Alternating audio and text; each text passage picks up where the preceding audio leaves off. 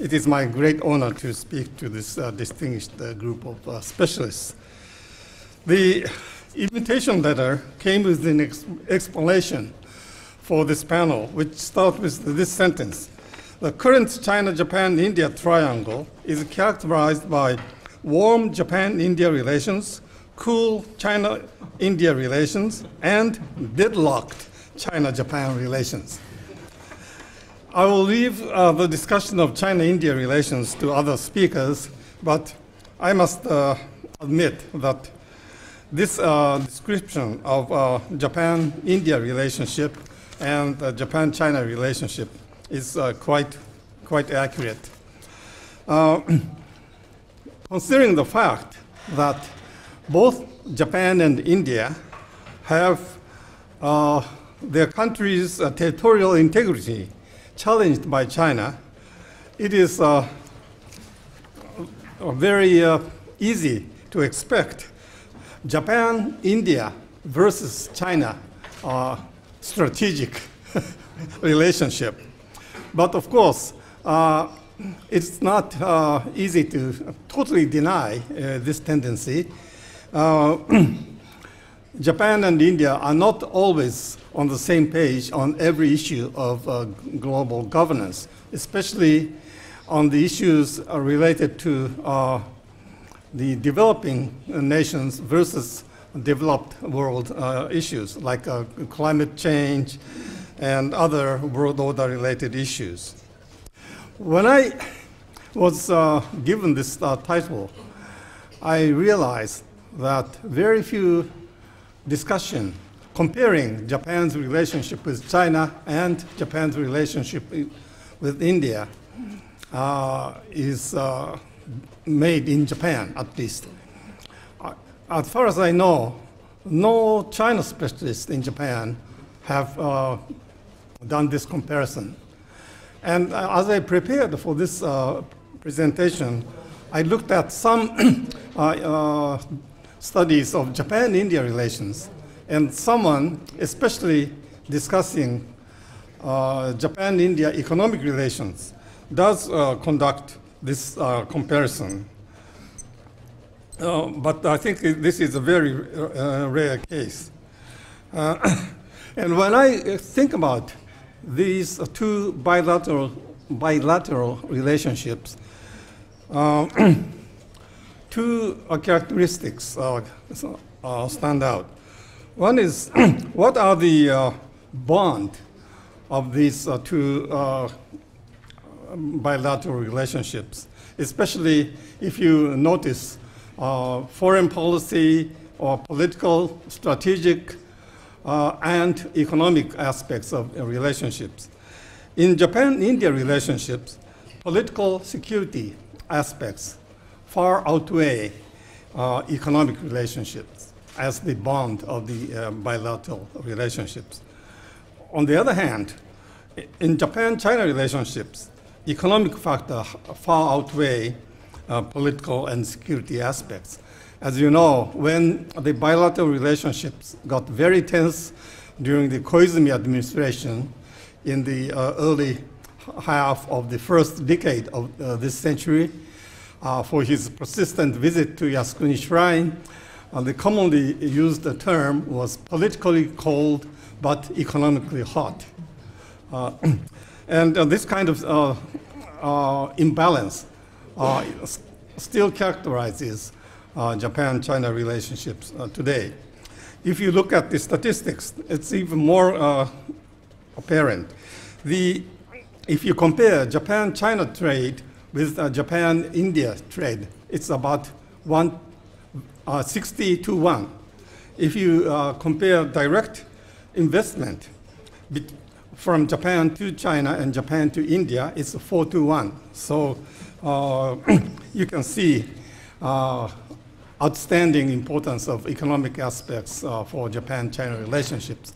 And this is quite striking to mention now because since 2013 onward, especially since 2013 onward, and probably the tendency started even earlier, Japanese investment in China hit the top.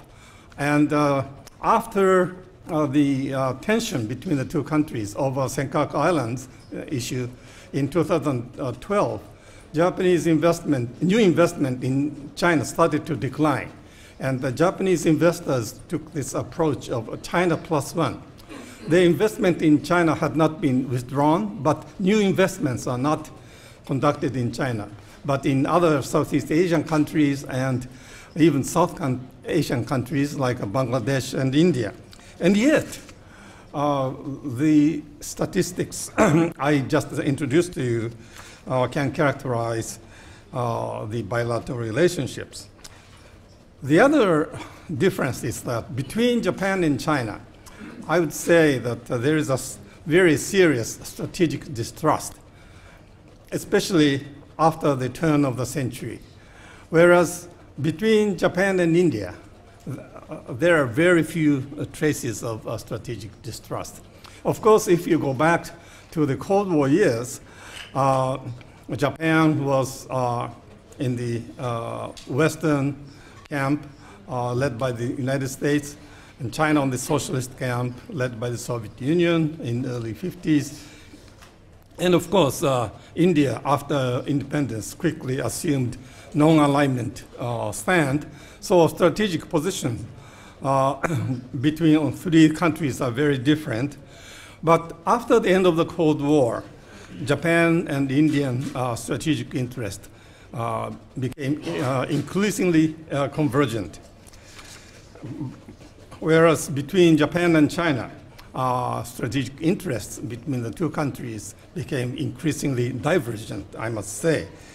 As you know, when Prime Minister Abe made a visit, so-called ice-breaking visit to China, to Beijing in the fall of 2006, he proposed to characterize bilateral relationships as the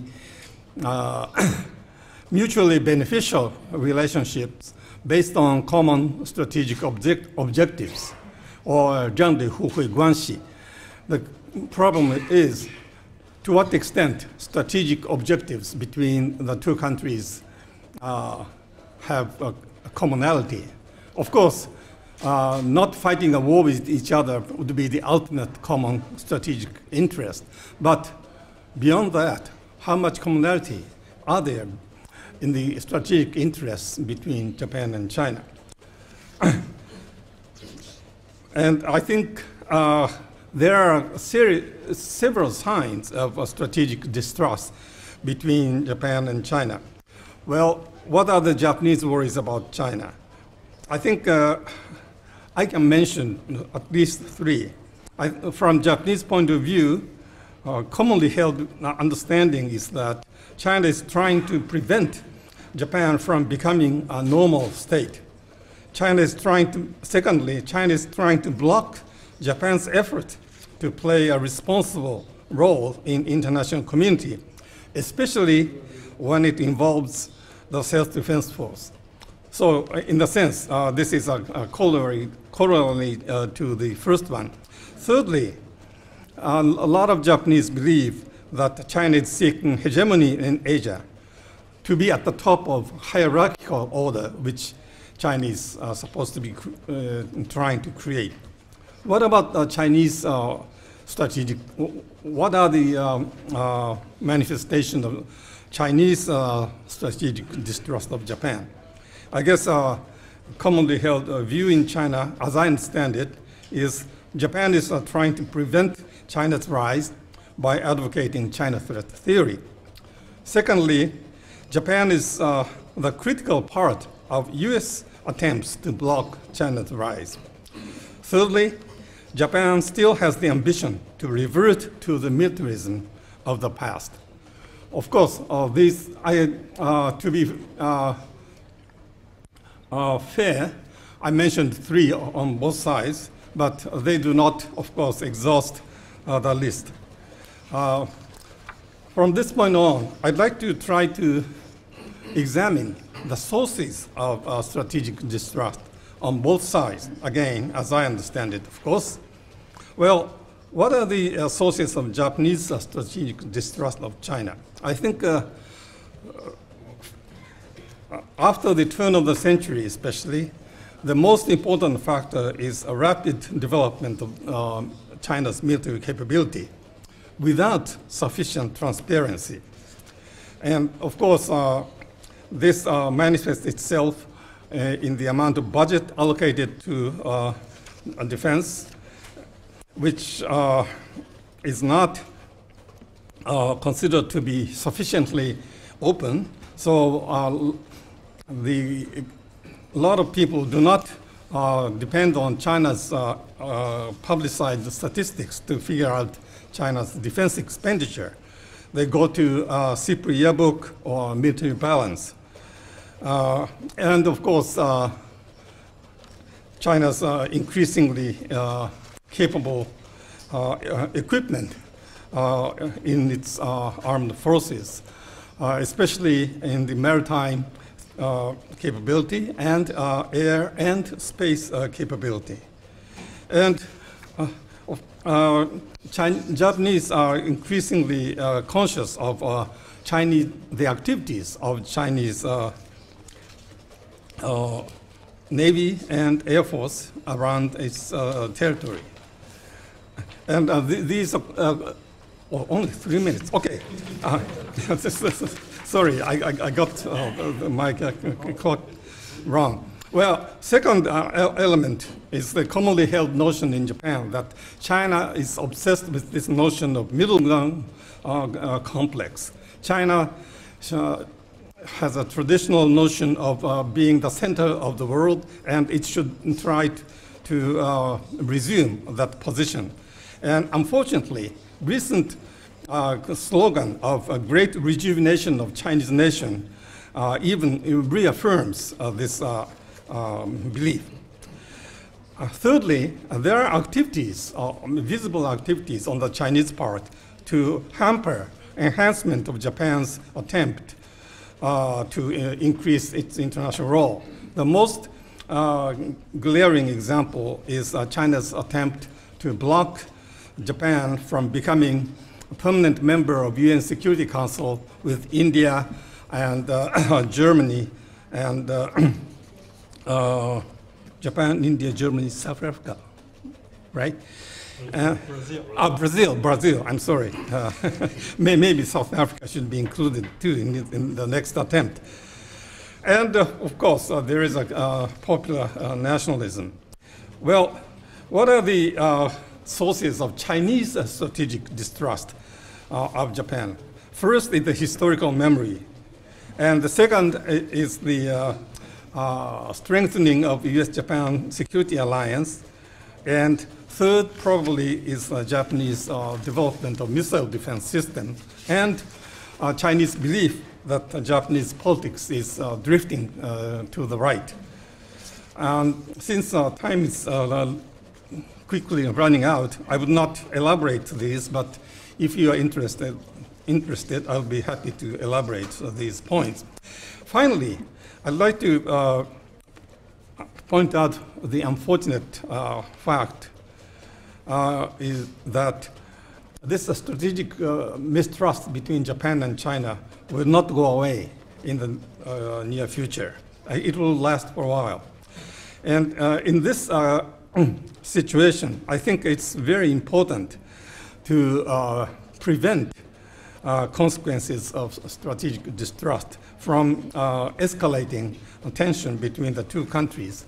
And I think for the purpose of achieving this goal, both countries should work even harder to establish crisis management, crisis communication mechanism, which China has managed to establish with the United States.